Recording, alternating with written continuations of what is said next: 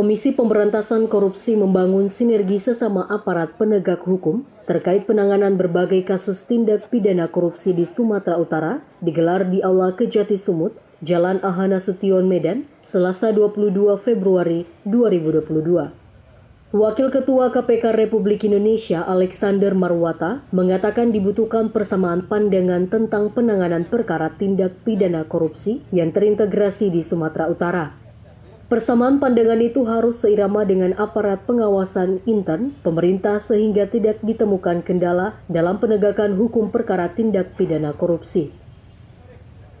Ya, ini tentunya kan salah satu melaksanakan tupoksi KPK melakukan koordinasi dan supervisi terhadap aparat penegak hukum dan juga terhadap instansi pemerintah yang bertugas melakukan layanan publik.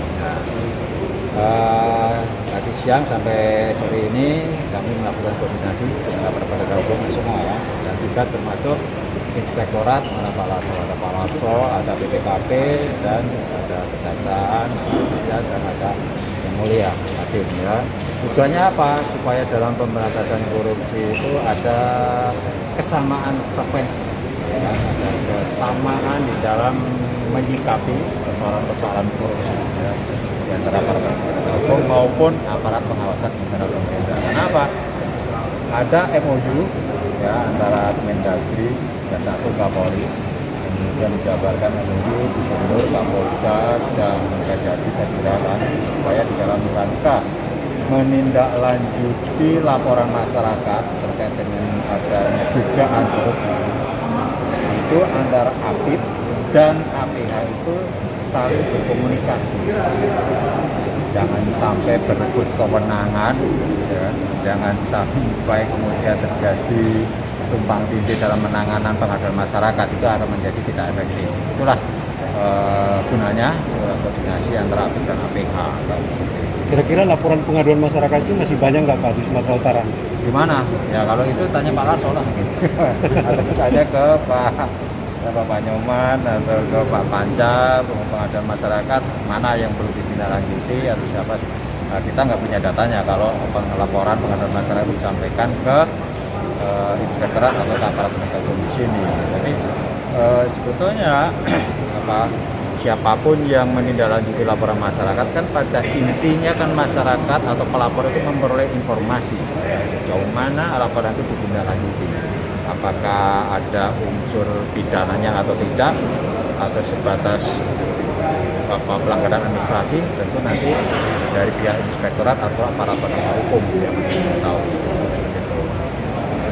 Saya kira itu kegiatan hari ini, dan sejauh ini tadi sudah disampaikan oleh Pak Larso, koordinasi antara APH dan APIP di Sumut khususnya dan secara umum di wilayah Sumut itu sudah berjalan dengan sangat baik ya, sudah berjalan komunikasi APH dan APIP. Saya kira itu isinya, dan paling sedikit mana, karena apa?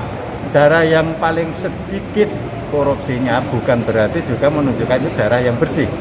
Bisa jadi karena masyarakatnya itu juga tidak pernah menyampaikan laporan karena ketidakpahaman mereka terkait dengan persoalan korupsi, sehingga tidak ada informasi yang disampaikan ya.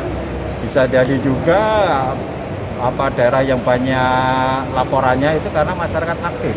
Nah, jadi kita nggak bisa meranking atau melihat peringkat daerah dilihat dari sisi korupsinya itu dari banyak sedikitnya perkara yang ditangani oleh aparat penegak hukum atau KPK. Nggak bisa seperti itu. Kepala Kejaksaan Tinggi Sumatera Utara IBN Wiswantanu mengatakan telah berhasil menyelamatkan keuangan negara sebesar 1,4 triliun rupiah dan pemulihan keuangan negara sebesar 169 miliar rupiah sepanjang tahun 2021 telah berhasil. Katanya penyelamatan keuangan negara melalui litigasi sebanyak 52.530.663.612 rupiah dan melalui non-litigasi sebanyak 28.570.000.000 rupiah.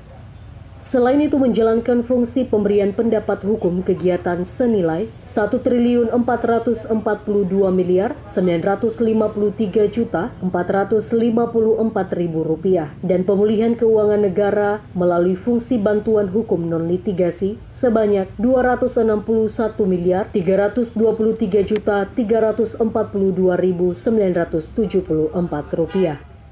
Jadi untuk mencegah tindak pidana korupsi dan upaya penyelamatan aset BUMN dan BUMD dan pemerintah Provinsi Sumatera Utara, Kejati Sumut telah membuka Adiaksa Corner di kantor Gubernur Sumut dan Adiaksa Estate di PTPN 3. Sementara Kapolda Sumut Irjen Pol Panca Putra Simanjuntak dalam kesempatannya menyampaikan kegiatan pemberantasan korupsi dapat memberikan dampak baik dan efek jera bagi para pelaku tindak pidana korupsi. Meski dapat terbatas, turut hadir Wakil Ketua KPK Republik Indonesia, Alexander Marwata, Kajati Sumut IBN Wiswantanu, Kapolda Sumut Irjen Pol Panca Putra Simanjuntak, Inspektorat Pemprov Sumatera Utara Lasro Marbun, perwakilan dari BPKP, Pengadilan Tinggi Medan serta diikuti para Kajari, Kapolres lewat Zoom meeting dengan mengedepankan penerapan protokol kesehatan.